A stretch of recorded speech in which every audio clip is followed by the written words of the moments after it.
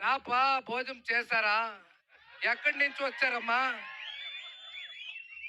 నాకు తెలుసు నీకు డబ్బులు లేదు. నేను డబ్బులు తీసుకోలేదు నీ దగ్గర. మీకు ఫ్రీగా ట్రీట్మెంట్ ఇచ్చి అక్కడ రెప్పన వస్తారు. డాక్టర్స్కి కొత్త కొత్త మెడిసిన్ తీసుకొని వస్తారు. ఆ మెడిసిన్ ಫ್ರೀగా ಇಚ್ಚೇಸಿ ఎవరైనా వస్తే ಹಳ್ಳಿಗಳಿಂದ ಬಂದಾಗ ಯಾಕೆಂದ್ರೆ ಅವ್ರ ಪರಿಸ್ಥಿತಿ ಅರ್ಥ ಮಾಡ್ಕೊಂಡು ಅವ್ರಿಗೆ ಊಟ ಹಾಕಿ ಕಳಿಸು. ಡಾಕ್ಟರ್ ಸೀತಾರಾಮ್ ಅವರು ಬಹುಶಃ ನನ್ನ ಮೇಲೆ ಬಹಳ ಪ್ರೀತಿ ಇಟ್ಕೊಂಡಿದ್ರು. ನಾನು ಮೊದಲನೇ ಮೊಮ್ಮಗ ನಮ್ಮ ತಾಯಿ ಕಡೆ. ಹಂಗಾಗಿ ನಾನು ನಾಟಿ ಕೋಳಿ ಸಾಕೋರು ತೆಳಗವಾರದಲ್ಲಿ. ಡಾಕ್ಟ್ರು ಸೀತಾರಾಮ್ ಅವ್ರದ್ದು ಫಿಯಟ್ ಗಾಡಿ ಇತ್ತು. ನನಗೆ ನಾಟಿ ಕೋಳಿ ಸಾಕ್ಬೇಕು ಅಂತ ಬಹಳ ಖಯಾಲಿ.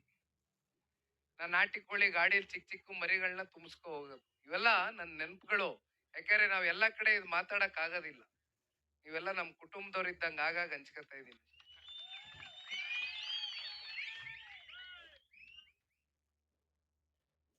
ಜನರೊಂದಿಗೆ ಜನತಾದಳ ಕಾರ್ಯಕ್ರಮ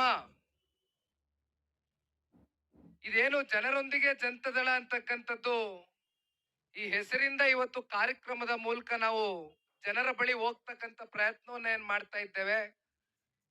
ನಮ್ಮ ಪಕ್ಷಕ್ಕೆ ಇದೇನು ಹೊಸದೇನಲ್ಲ. ಜನತಾದಳ ಪಕ್ಷ ಹುಟ್ಟಿರ್ತಕ್ಕಂಥದ್ದೇ ಜನರ ಪರವಾಗಿ ಧ್ವನಿಯನ್ನ ಎತ್ತುತ್ತಾ ಇಲ್ಲಿವರೆಗೂ ಇಲ್ಲಿ ವೆಂಕಟರೆಡ್ಡಿ ಅಂತವ್ರು ಇರ್ಬೇಕು, ಹಿರಿಯಕರು. ವೆಂಕಟರೆಡ್ಡಿ ಅಣ್ಣ ತಮ್ಮ ಹೆಸರು ವೆಂಕಟರೆಡ್ಡಿ, ದೊಡ್ಡಬೊಮ್ಮನಹಳ್ಳಿ ಅವರು ವೆಂಕಟರೆಡ್ಡಿ ಅಣ್ಣ ಅವರು ಹಿರಿಯಕರು ನನ್ನ ಕಿವಿಲಿ ಒಂದು ಮಾತು ಹೇಳ್ತಾ ಇದ್ರು. 1985 ಇಸ್ವಿನಲ್ಲಿ ದೊಡ್ಡಬೊಮ್ಮನಹಳ್ಳಿಗೆ ಸಿ ಬೈರೇಗೌಡರು ಇದ್ದಾಗ ದೇವೇಗೌಡರು ಸಾಹೇಬ್ರು ಬಂದಿದ್ರು. ಒಂದು ಚೆಕ್ ಡ್ಯಾಮ್ ನಿರ್ಮಾಣ ಮಾಡ್ತಕ್ಕಂಥದಕ್ಕೆ ಶಂಕುಸ್ಥಾಪನೆ ಇತ್ತು. ಬಹುಶಃ ಜೊತೆಲಿ ಡೈರಿಯ ಮಿಲ್ಕ್ ಡೈರಿ ಉದ್ಘಾಟನೆಗೂ ಬಂದಿದ್ರು ಅಂತ ವೆಂಕಟಣ್ಣ ಅವರು ಸ್ಮರಿಸ್ಕೊಳ್ತಾ ಇದ್ರು. ನಾನು ಯಾಕೆ ಇವತ್ತು ಜನರೊಂದಿಗೆ ಜನತಾದಳ ಕಾರ್ಯಕ್ರಮದ ಮೂಲಕ ನಮ್ಮ ಪಕ್ಷದ ಪ್ರಮುಖ ಮುಖಂಡರ ಕಾರ್ಯಕರ್ತರನ್ನ ಭೇಟಿಯಾಗ್ಲಿಕ್ಕೆ ಬಂದಿದ್ದೇನೆ ಅಂದ್ರೆ, ಇವತ್ತು ವೆಂಕಟಣ್ಣ ಅವರ ಹಿರಿತನ ಬಹುಶಃ ಅವರು ತಲೆಮಾರುಗಳಿಂದ ನಾನು ಹುಟ್ಲಿಕ್ಕಿಂತ ಮುಂಚಿತವಾಗಿ ಪಕ್ಷದಲ್ಲಿ, ಯಾಕಂದ್ರೆ ನಾನು 88 ಹುಟ್ಟಿದ್ದು, 85 ದೇವೇಗೌಡರು ಸಾಹೇಬ್ರಲ್ಲಿ ಬಂದಿದ್ರು ಅಂತಾರೆ.